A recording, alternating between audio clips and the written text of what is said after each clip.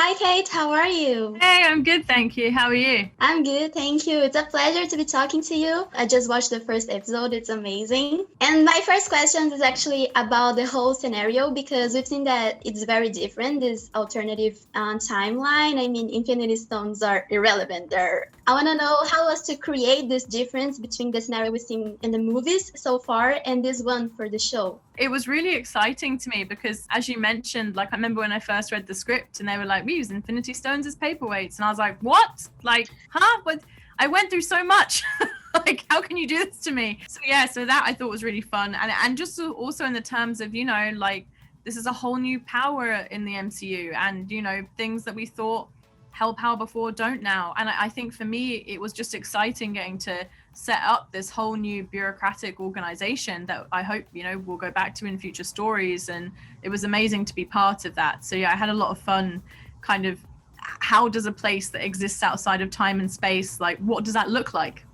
So yeah, it was a lot of fun. And I want to start talking a little bit about your character. I mean, how was the preparation for this role? I think she's so different. She's so powerful, and it all is just a physical presence and an emotional state. It's not this kind of, it's nothing added. It's all her. It's nothing superhuman except for it's her.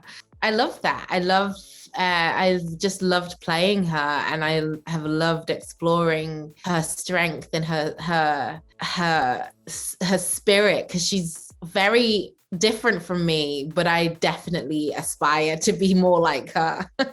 Yeah, it was such a treat. I mean, this is a type of character I haven't really played before, somebody with this much gravitas as a judge, like Renslayer. There was a lot of preparation. I mean, it was conversations with Kate Herron, our director, talking about the script, some rehearsals and read-throughs of the scripts, really getting into the stunt training and a bit of boot camp, in terms of figuring out our characters' fighting styles, which was really fun. And then just being on the sets and checking out, the production design and getting a sense of the TVA, which is such a new side of the MCU, being able to be in my office and have a sense of what that would feel like, and the amazing costumes, they really inform how you move and a sense of the world that you're in. And like you said, she's a judge, and we know that judges, they have to analyze everything to make a decision. Are you like her in real life, or are you more of an impulsive person when you make decisions? I'd say I'm pretty different to Renslayer. I think I'm a bit more lighthearted and carefree than she is. I think she has a lot of responsibility, and, the stakes are really high for her because she's at the top of her game. She reports directly to the timekeepers. So, she takes it very seriously, and I respect that. I respect her hard work and her ambition, but I'm probably a little bit more relaxed in some ways and a bit more lighthearted than she is. Did you put anything of yourself in the character that said, oh, this could be her, like one of your personality traits? I mean, I do have inside of the house, I can be very strict and very opinionated, and I'm just myself. I guess outside of the house, I kind of code switch a bit more, and I'm a lot more like go around the houses and nice and sweet. And so I definitely think there's a side of me that's similar to B15. I'm probably not as like sarcastic as her, maybe. And in one of the trailers, we hear this quote talking about the unique Loki perspective. How was to create this whole chaotic perspective for the character? Tom's obviously been playing Loki for 10 years now. So I remember me and him had this amazing walk around New York together when I first met him. And it came out of our conversation, but obviously Tom is an encyclopedia. And so we got him to do like basically this talk to the cast and crew about Loki, essentially, and we called it the Loki lecture.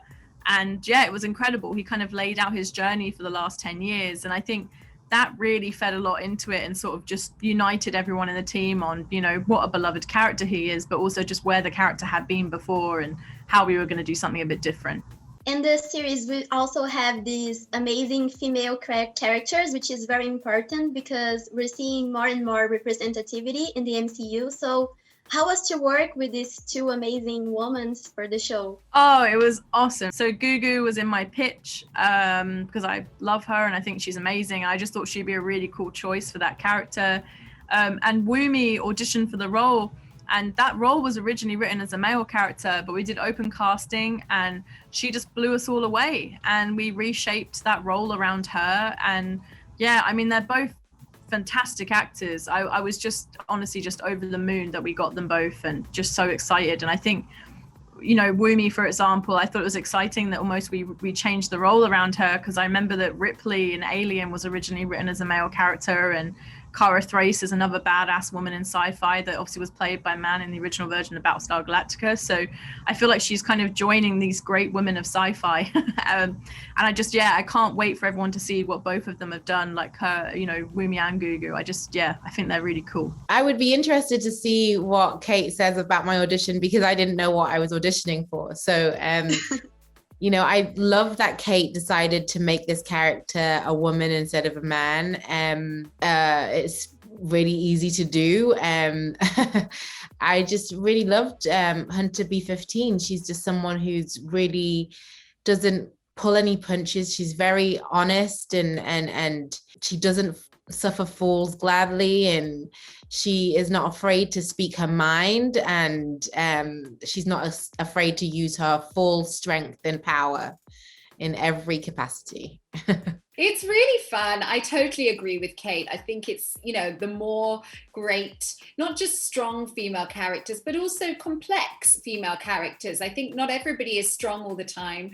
Not everybody is, you know, happy all the time or good all the time or bad all the time. And I think that it's important to show these multifaceted characters. That's what I've always been interested in exploring. And I think with Renslayer, yes, she's strong. Yes, she's tough as a judge, but then we get to see her sort of behind the scenes a bit with Mobius in her office, and you know, she's got a lighter side. She is they're long-standing friends, and so we get to see also maybe the cost and the pressure that she's under. So there's, you know, the public and private of Renslayer, and I think it's important to have, you know, these strong women that also have layers to them.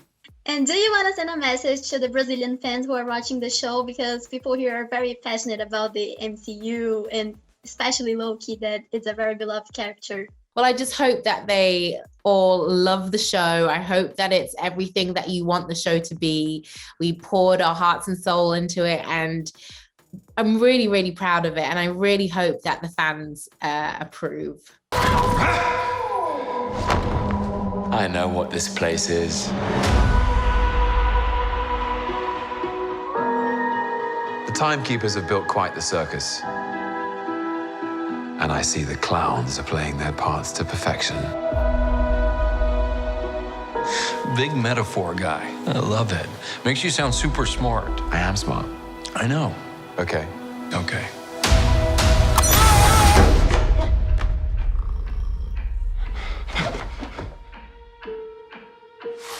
Please sign to verify this is everything you've ever said. This is absurd. Sign this too.